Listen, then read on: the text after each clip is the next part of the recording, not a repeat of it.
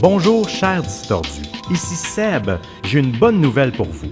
Avec le lancement tant attendu de notre saison 5, on vous offre 25% de rabais sur notre boutique en ligne avec le code promo saison 5 sans espace. Rendez-vous au boutique.distorsionpodcast.com pour retrouver notre ligne de marchandises qui inclut t-shirts, crewneck, étui à téléphone, casquettes, posters et plus encore. On ship partout en Amérique du Nord et en Europe. Il s'agit de la meilleure façon de nous encourager et de représenter votre podcast préféré. On vous remercie d'avance et bonne écoute. Vous êtes sur le point d'écouter une mini-disto tirée du journal d'enquête d'Émile et Sébastien. Bonjour chers distordus, ici Émile pour un mini-disto. L'épisode sur les Red Rooms du Dark Web et plus particulièrement le cas de Peter Scully semble vous avoir troublé de par son aspect très violent et extrême. N'oubliez pas qu'à Distorsion, nous aimons aller aux limites de la morale et se rendre dans les contrées moins explorées de la psyché humaine. C'est donc dans un but de sensibilisation envers le trafic humain que nous avons enregistré cet épisode. Ces gens-là existent bel et bien et n'opèrent pas seulement dans les pays pauvres, donc il faut être bien en garde. Un autre aspect qui vous a marqué dans cet épisode est la fameuse citation de Nietzsche qui va comme suit « Celui qui doit combattre des monstres doit prendre garde de ne pas devenir monstre lui-même. Et si tu contemples l'abîme assez longtemps, l'abîme te contemple aussi. » Cette phrase est tirée de son ouvrage Par-delà bien et mal et constitue l'aphorisme 146 de cet ouvrage. Je pensais justement faire un mini-disto là-dessus pour aller un petit peu plus profondément dans la réflexion derrière cette citation bien connue de Nietzsche. Évidemment, cette citation-là est l'une des plus populaires de Nietzsche après la fameuse « Ce qui ne nous tue pas nous rend plus forts » qu'on connaît tous bien. On la retrouve dans la culture populaire dans plusieurs séries télé, mais aussi au cinéma dans le classique Abyss, mais aussi dans Star Wars et dans les jeux vidéo comme dans Diablo par exemple. La première partie de l'aphorisme qui nous dit « Celui qui doit combattre des monstres doit prendre garde de ne pas devenir monstre lui-même » renvoie au fait que parfois on tente tellement d'éradiquer le mal autour de nous que les moyens employés nous font devenir nous-mêmes mauvais. On pense par exemple à la politique militaire américaine envers le Moyen-Orient, par exemple, ou encore le fameux axe du mal que George W. Bush avait sorti il y a quelques années. Donc on sent que à force justement de vouloir éradiquer le mal, même d'employer ce terme-là, le mal désigné, on se rend compte que on n'est pas plus vertueux de notre côté. On retrouve aussi une interprétation de cet aphorisme dans Star Wars, comme je l'ai mentionné plus tôt, alors que Luke lutte contre l'empire de Darth Vader, il est progressivement entraîné du côté sombre de la force, on s'en rappelle.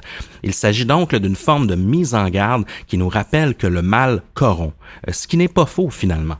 La deuxième partie de l'aphorisme qui nous intéresse un petit peu plus, qui est « Si tu contemples l'abîme assez longtemps, l'abîme te contemple aussi », laisse place à plusieurs interprétations.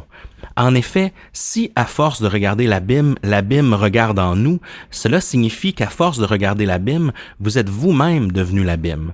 Donc si A regarde B, mais que A est identique à B, alors on peut aussi dire que B regarde A. Vous me suivez? L'idée est donc que la contemplation continue d'un certain mal peut vous convertir en ce mal lui-même. La seconde phrase poursuivrait donc l'idée de la première en la transposant du domaine de l'action, donc le combat, à celui de la connaissance, donc la contemplation, en développant l'idée selon laquelle un intérêt continu porté au mal peut être source de corruption. Donc là, c'est très important. Dans un autre ouvrage de Nietzsche qui est Ainsi parlait Zarathustra, le personnage principal, Zarathustra, qui est comme un peu porte-parole pour Nietzsche, lutte à un certain moment contre des tarentules, mais craint de devenir elle-même une tarentule après s'être fait mordre par l'une d'elles. On voit que cette thématique de monstre puis de mal qui corrompt est très présente dans l'œuvre de Nietzsche. Mais qu'est-ce que cela représente concrètement? Eh bien, cela dépend de notre définition du bien et du mal, car Nietzsche, il l'explique pas vraiment, lui. Il nous donne cette espèce de ligne directrice, mais en nous laissant tout le côté arbitraire de désigner ce qui est bien et ce qui est mal. Nous savons par exemple qu'il n'existe aucune corrélation entre des joueurs de jeux vidéo violents et les chances que ces joueurs-là exécutent des actes violents dans la vraie vie. Il n'y a aucune étude qui a prouvé une telle corrélation. Toutefois, il a été démontré que les gens qui investiguent par exemple des réseaux de pédophilie juvénile, que ce soit les agents de police ou les experts en sécurité, peuvent souffrir là, de chocs post-traumatiques très graves qui vont les affecter toute leur vie en raison du contenu extrême qu'ils visionnent. Il en est de même là, pour les gens, les milliers de gens qui filtrent le contenu chez Facebook, YouTube et sur les réseaux sociaux, et même là, chez certains gestionnaires de communautés qui sont exposés à du contenu haineux. Donc, on se rend compte que plus on est exposé à ce type de contenu-là, plus on développe une certaine forme d'énergie négative et plus ça reste en nous.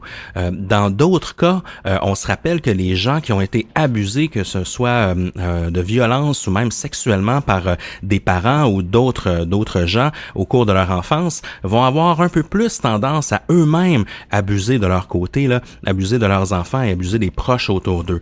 Donc, on n'est pas très loin ici, encore une fois, de la citation de Nietzsche. Dans le cas des prédateurs en ligne, plusieurs prédateurs, là, incluant Peter Scully ou même Luca Rocco Magnotta, ont affirmé que leur désir à poser des actes violents s'est accentué à force de commettre des actes extrêmes. Même Scully, sans vouloir le défendre évidemment, a affirmé être un individu normal avant de déménager aux Philippines puis de commencer à créer du contenu pour le site web Earth to the Core.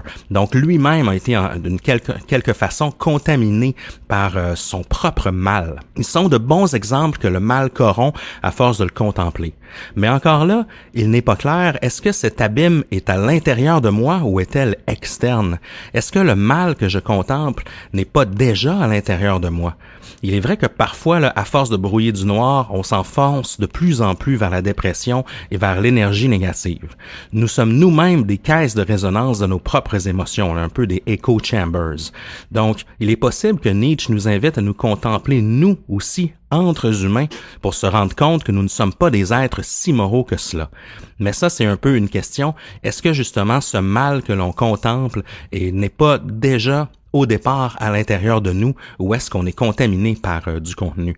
À Distorsion, on a parlé à des gens, on a parlé entre autres à un pédophile repenti dans le cadre de notre série télé et puis encore une fois, lui nous a dit, lui n'est jamais passé à l'acte mais il a consommé du contenu. Il nous a dit que justement c'est en consommant ce contenu-là qu'il en est venu à en consommer d'autres parce qu'au départ, il savait pas qu'il y avait un désir à l'intérieur de lui pour ce type de contenu-là. Donc c'est très particulier. Il est facile de blâmer les sources externes pour le mal que l'on cause, là, et cette façon de voir les choses peut nous déresponsabiliser. C'est pourquoi cet aphorisme de Nietzsche doit être pris avec des pincettes, parce que effectivement, c'est pas parce qu'on regarde du contenu violent qu'on devient violent et que par la suite il faut blâmer le contenu. Il faut quand même prendre ses responsabilités.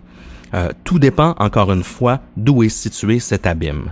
Je me permets de citer un certain Jean-Luc tiré du forum Études littéraires qui en tire une interprétation bien concrète. On ne fréquente pas sans risque l'extraordinaire. Lorsqu'on contemple l'inconnu, lorsqu'on s'aventure dans des contrées sombres, il est possible qu'il y ait des conséquences. Et sur ce, bonne soirée à tous, chers distordus.